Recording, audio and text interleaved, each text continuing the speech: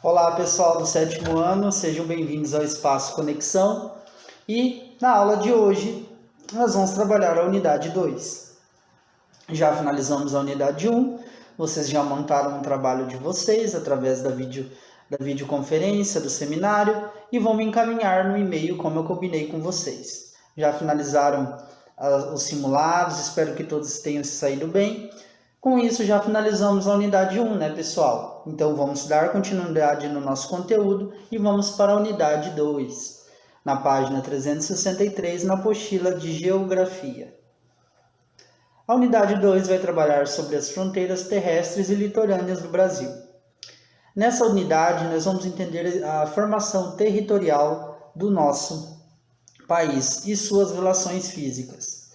Com isso, pessoal, nós temos que entender esses conceitos políticos relacionados à demarcação original do nosso território em 1494, através do Tratado de Tordesilhas.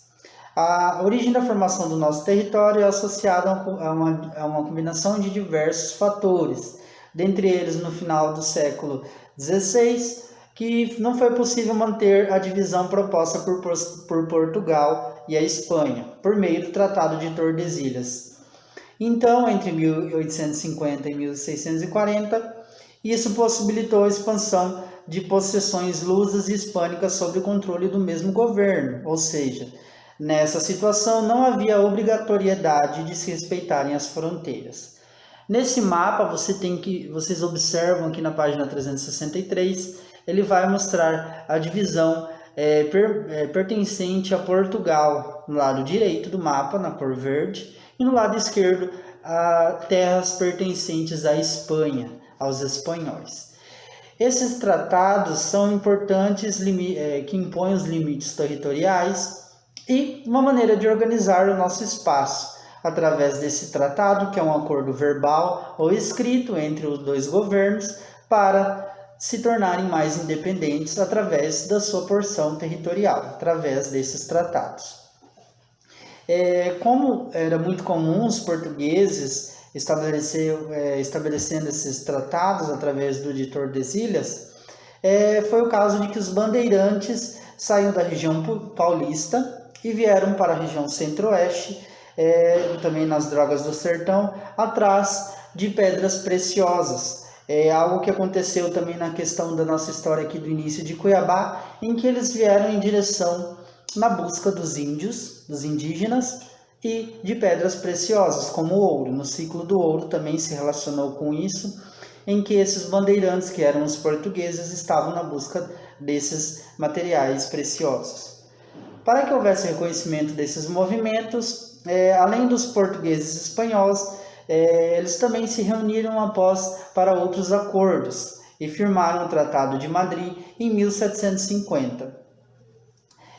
Firmando esse tratado oficialmente nas bases propostas no Tratado de Tordesilhas, esse documento passou a reconhecer as fronteiras do nosso país e adotar os princípios que tem direito à posse a quem ocupasse a região primeiro.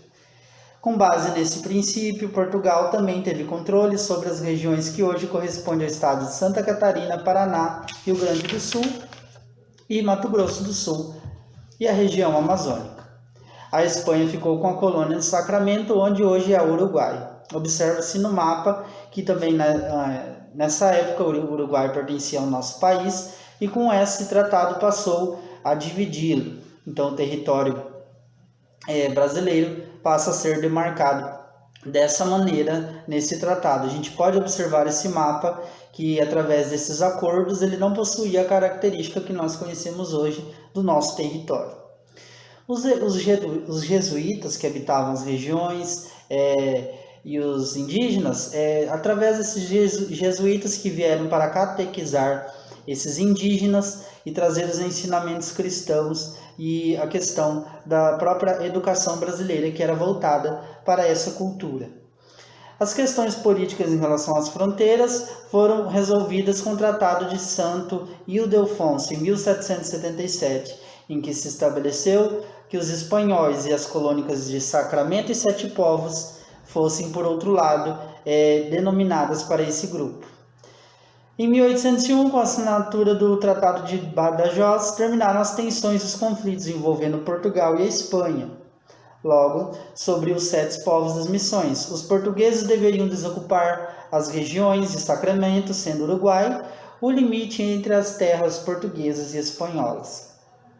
Tal compromisso fez com que as bases originais do Tratado de Madrid fossem retomadas. Logo ao século XIX, após a independência do Brasil, várias áreas ao longo das fronteiras terrestres foram anexadas ao território brasileiro. A gente pode perceber nesse mapa da página 364, que é no caso de 1903 o Tratado de Petrópolis, que propiciou a anexação do Acre ao Brasil, da época do extrativismo vegetal. Então, desde 1750, o território desse estado pertencia à Bolívia. À época, o governo brasileiro já apresentava grande interesse na região, que é a região do extremo oeste do Mato Grosso. O governo também entregou algumas áreas à fronteira de Mato Grosso e construiu uma estrada de ferro que saía da Bolívia até o Oceano Atlântico. A estrada de ferro Madeira-Mamoré, com cerca de 400 quilômetros de extensão. Nesse mapa, a gente pode perceber os limites traçados pelos tratados de Tordesilhas e de Madrid e outras aquisições territoriais. A gente pode observar, pessoal, que através desses tratados foi se reconfigurando o nosso território, a questão da posse territorial. O Brasil passou por essas fases e através disso foi se consolidando nossa porção territorial na América do Sul. Isso vai trazendo todo o poder que o território brasileiro tem sobre a América. A nossa extensão territorial passou por todas aquelas configurações que nós vimos nas figuras anteriores.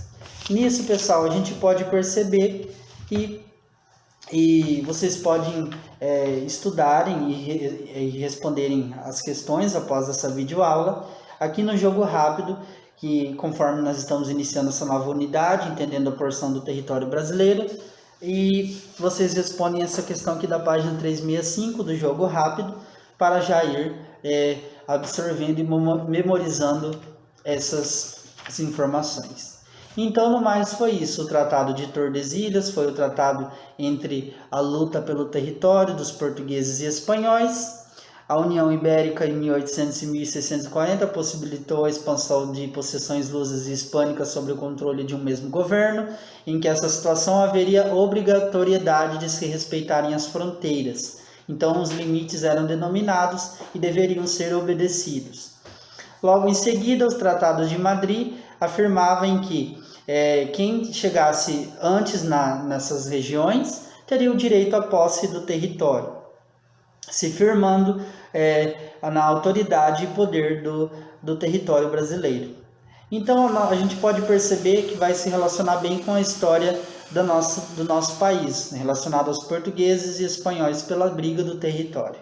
O Brasil foi se consolidando em sua porção territorial através desses tratados. A gente vai observando os mapas aqui, na 364 novamente, em que essa linha de povoações, elas vinham se estendendo de Vila Bela, de Tabatinga, no Amazonas, Príncipe da Beira, também lá em Rondônia, e a gente pode percebendo, pessoal, que vai se estendendo até a região sul, aonde também que nos pertencia o Uruguai. Através desse tal tratado espanhol e português, foi se consolidando os nossos países da América do Sul. A gente pode perceber que também através dessas colonizações, esses tratados, foram se consolidando também a língua nesses países. Tanto que o Uruguai, os países da extrema fronteira do Brasil na América do Sul, a grande maioria, ou se melhor, todos eles utilizam a língua oficial espanhola como a língua oficial de cada país. Então a gente pode perceber que essa briga por território foi muito grande entre Portugal e Espanha no processo de colonização das Américas, né? No caso da América do Sul, em consequência desses episódios.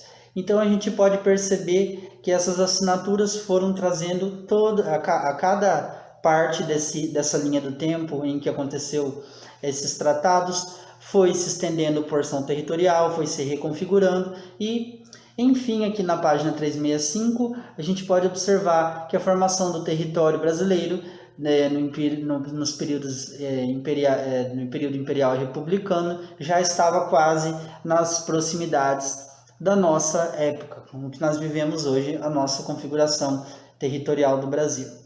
Nisso, pessoal, vocês vão fazer essa atividade ali que eu acabei de falar. E aqui tem uma pesquisa que é um trabalho em grupo na página 367, mas eu sugiro que vocês façam essa pesquisa relacionada a esse texto, a questão do estado do Acre.